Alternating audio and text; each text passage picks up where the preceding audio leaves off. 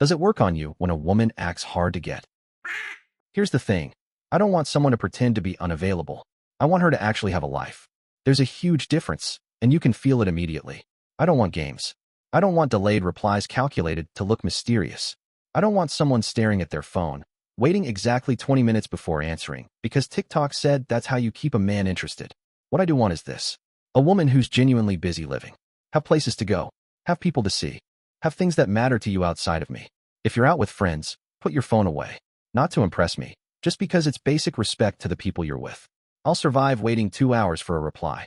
I don't need you to instantly react to every photo I send, even if it's my cat doing something stupid.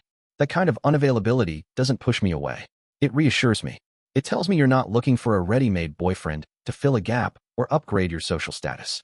It tells me your life already has structure, meaning, momentum, and that you're choosing to let me be part of it, not using me as the foundation for it. What doesn't work on me is constant availability with nothing behind it. 12 messages in a row explaining your entire day, followed by questions about why I haven't answered yet, followed by jokes that aren't really jokes about how I must not care anymore. That's not intimacy. That's anxiety spilling over. Being available every night because your routine is the same loop of takeout and streaming shows isn't attractive. Not because there's anything wrong with resting, but because it feels like you're waiting for me to give your time meaning. And that's heavy. What is attractive is availability that comes from choice. You have plans. You have responsibilities. You have your own rhythm. And sometimes you move things around, not because you're desperate, but because you want to see me.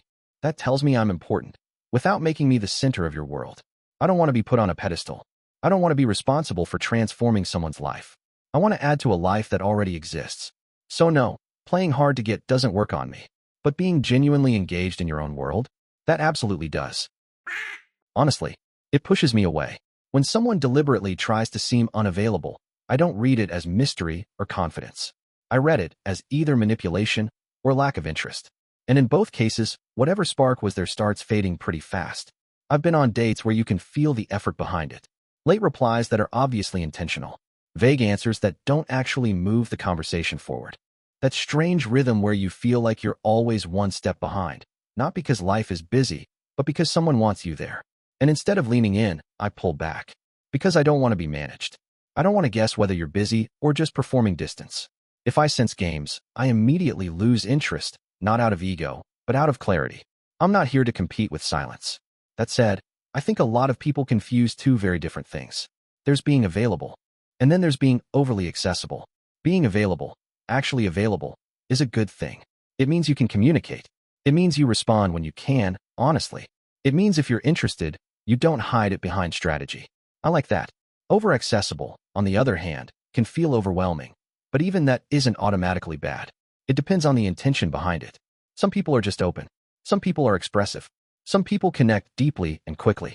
That doesn't scare me by default. What scares me is pretense. If you're distant because you don't care, just say that. If you're distant because you're busy, that's normal. But if you're distant because you want leverage, that's where I check out. I don't want someone who's constantly pulling away so I chase. I want someone who's steady. Someone who shows interest without apology. Someone who doesn't confuse emotional withholding with self-worth. To me, attraction isn't created by absence. It's built by presence that feels intentional. You don't need to disappear to be valued. You don't need to be hard to get to be respected. What actually holds my attention is simplicity. You're interested, you show it. You're busy, you say it. You're unsure, you communicate it. That kind of honesty is rare enough already. So no, acting unavailable doesn't work on me. Not because I need constant attention, but because I don't want a relationship that starts with pretending. If I'm being honest, I don't like it, but it works. And that's the part that bothers me. When a woman is openly interested from the start, when everything feels easy and available, I enjoy it, but I don't attach the same weight to it. There's no tension, no edge. It feels good, but it doesn't stick with me in the same way. What actually pulls me in is when there's a shift, when I'm already interested, when I know she's interested too. And then, suddenly, there's distance. Not coldness, not disrespect, just enough separation to remind me that this isn't guaranteed. That moment, the possibility of losing access, flips a switch in my head. It's not logical. It's not healthy in a clean, motivational quote way, but it's real. I need some level of resistance, some threat of rejection, something that forces me to earn the connection again, even after it's already there. Easy women. Honestly, they're great. I enjoy them. I feel comfortable around them. I wish, in some ideal world, Everyone was that open with me. But if I'm honest with myself, I don't value them as highly, all else being equal. And I hate admitting that, because it says more about me than about them. When something comes without friction, my brain marks it as replaceable. When it takes effort, uncertainty, risk, I assign it meaning. I start investing emotionally. I start paying attention. I start caring more deeply. It's not that I think easy people are lesser. It's that my instincts are wired to chase scarcity. When someone pulls away after mutual interest is established, I feel that pressure. Don't mess this up. You could lose her. And suddenly I'm more present, more intentional, more emotionally engaged. I'm aware this isn't some noble romantic truth. It's just how a lot of us are wired, whether we admit it or not. Some people grow out of this. Some people learn to value consistency over tension. I'm still somewhere in the middle. So no, I don't love the game.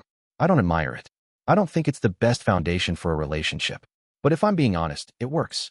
And admitting that feels uncomfortable. Maybe that's something I need to unlearn. Or maybe it's just something I need to understand about myself before I can choose differently. Either way, that's my truth. Minority opinion. A little bit of unavailability can work, but only when it's real, not manufactured. That's actually how things started with my girlfriend before we were together, and looking back, it felt natural instead of strategic. We had a mutual friend, so we ended up hanging out in the same circles. Group settings, parties, random get-togethers. We knew of each other long before anything romantic happened. We were friends on Facebook, but we didn't have each other's numbers. And that became a running joke. We'd tease each other about it. I'd text you, but I don't have your number. Yeah, same. Tragic situation. It was playful, light, no pressure. Neither of us rushed to be the first one to hand it over. Not because we were playing hard to get, but because there was something fun about letting it sit there. That small, harmless tension. The unspoken who's going to crack first. And honestly, that was enough. When she wanted to talk, she messaged me first. Sometimes just something random. Sometimes something stupid. Sometimes just a reaction to something I posted. And I loved that. It removed all the guesswork. I never worried about bothering her. I never wondered if I was interrupting her day or coming on too strong. If she reached out, I knew she wanted to talk. That clarity was incredibly attractive. What made it work wasn't pretending to be unavailable. It was the absence of anxiety. We weren't glued to each other. We weren't monitoring response times. We weren't testing interest through silence. We were just living our lives, overlapping when it felt right. There was no pressure to perform closeness before it actually existed. And when we eventually exchanged numbers, it didn't feel like a milestone we'd been calculating toward. It just happened, naturally, when it made sense.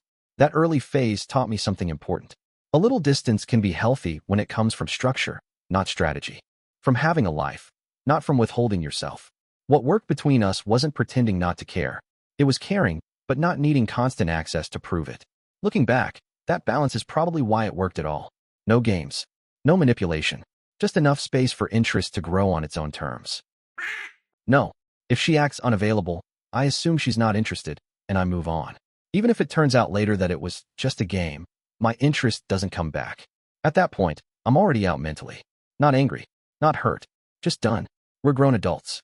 I don't have the patience for high school dynamics anymore. I've learned to take behavior at face value. If you're distant, inconsistent, or vague, I don't translate that into mystery or depth. I translate it into disinterest.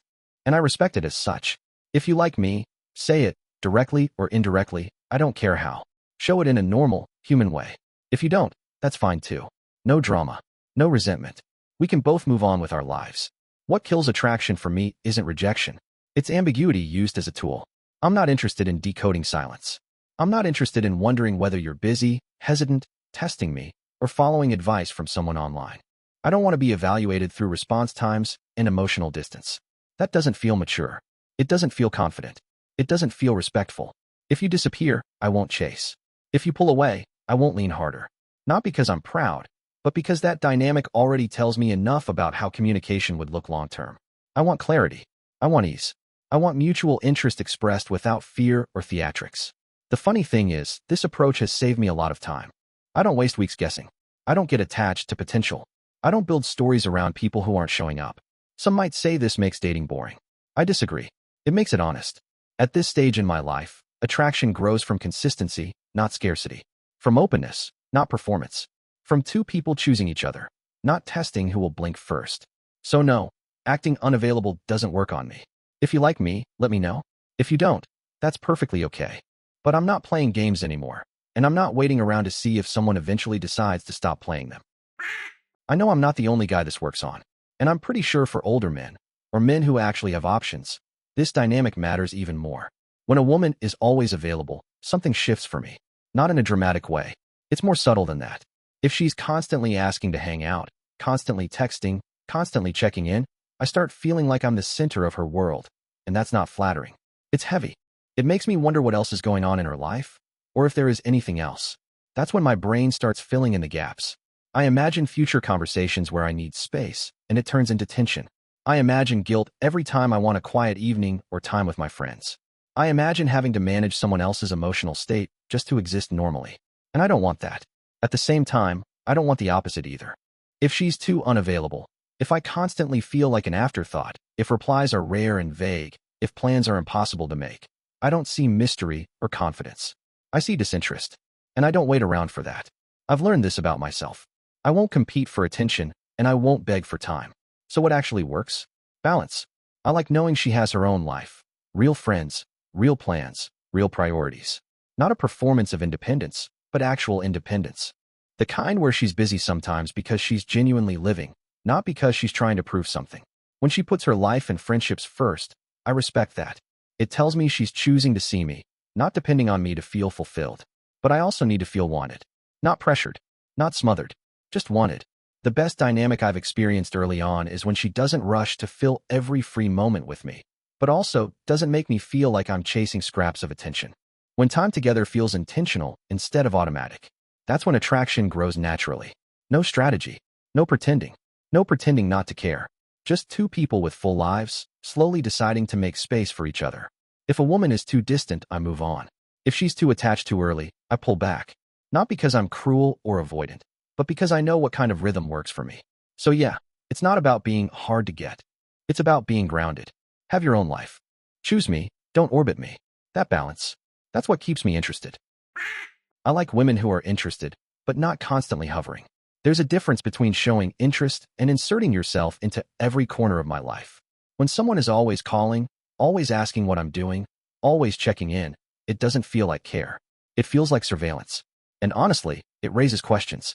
If you're constantly in my business, I start wondering what's missing in yours. What works for me is directness without urgency. Tell me you like something I posted. Tell me you enjoyed a conversation we had. Tell me you find my sense of humor attractive. That matters. That shows interest. And more importantly, it shows respect. Men need respect just as much as affection. What kills attraction fast is instant availability paired with emotional dependence. If you answer every call immediately, reply to every message the second it lands, and rearrange your whole day around me, I don't feel chosen, I feel watched. And I don't feel challenged at all. Like it or not, a lot of men enjoy the process of earning something. Not chasing nonsense. Not begging, but working toward connection. Feeling like our effort matters. When everything is given away up front, there's nothing left to build toward. That doesn't mean playing games or pretending you don't care. It means pacing yourself. Letting interest grow instead of dumping it all at once. Be straightforward, but don't rush your replies. Be warm, but don't be constantly accessible. Show interest, but don't make me the center of your existence. That balance tells me you value yourself. And when someone values themselves, I value them more too. There's an old saying that sticks with me. Rough, outdated maybe, but the idea still lands. Why rush to commit if everything is already available with no effort? Attraction isn't about withholding. It's about allowing space for desire to breathe. Give a man room to show up. Give him space to invest. Give him the chance to feel like his presence actually earns something. That's not manipulation. That's chemistry built with intention. And for me, that's what works. There was a woman I genuinely liked. From the very beginning. She was smart, attentive, kind. We went out a few times, had great conversations, laughed easily. I remember thinking this could actually become something real. And then, nothing bad happened. At all. No fights. No drama. No disappearing acts. She was just always there. Every morning, a message. Every break, a check-in. Every evening, an expectation to talk. If I didn't reply right away, 10 minutes later there would be, "Are you busy?" Then another. I just wanted to say, then, "Never mind, I don't want to bother you." And I could tell, there was no manipulation in it. No control. No bad intentions. But slowly, I started feeling like my presence was expected at all times. Not interest, presence. Not choice, availability. I caught myself doing something I didn't like. I delayed replies not to play games, but because I needed space to breathe. And the more she tried to stay close, the less room I had to want that closeness myself. I stopped looking forward to notifications, stopped feeling excited to respond. Conversations began to feel like an obligation instead of something I chose. That scared me, because on paper, everything was right. Eventually, we talked about it. She was genuinely confused. I just wanted to be close to you. And she meant it. But here's the hard truth I learned. Being close and being too present too early are not the same thing. Interest isn't pressure. Connection isn't constant contact. For me, attraction grows in the space between interactions. In knowing someone is there, but also knowing they have their own life, their own rhythm, their own world. That relationship didn't end in anger. No blame. No resentment. Just the quiet realization that even good intentions can suffocate something before it has a chance to grow. Since then, I've learned this about myself. It's not about how often someone reaches out. It's about whether I want to reach back. I didn't notice it happening at first. At the beginning, everything felt right. She was interested, curious, warm. She asked questions, laughed at my jokes, remembered small details about me. I liked that she cared. It felt good to be wanted. We texted often, not constantly, but regularly. Calls happened naturally. Seeing her name on my phone made me smile. Then, gradually, something shifted. She started narrating her entire day to me in real time. Not sharing, narrating. What she ate, where she was walking, who looked at her funny at the grocery store, what she was thinking about while waiting in line. At first, I tried to keep up. I responded, reacted, asked follow-up questions. I didn't want to seem distant or rude. But slowly, it started to feel like I was being pulled into her life instead of invited into it. If I didn't reply quickly enough, the tone changed. Not angry, disappointed. Not accusing, subtle. You're probably busy. I know you have better things to do. It's okay. I'll stop bothering you. Those messages weren't confrontational. And that's what made them heavy. Because suddenly, every response felt loaded. Every delay felt like a letdown. I wasn't just talking to her. I was managing expectations. And that's when attraction quietly began to drain.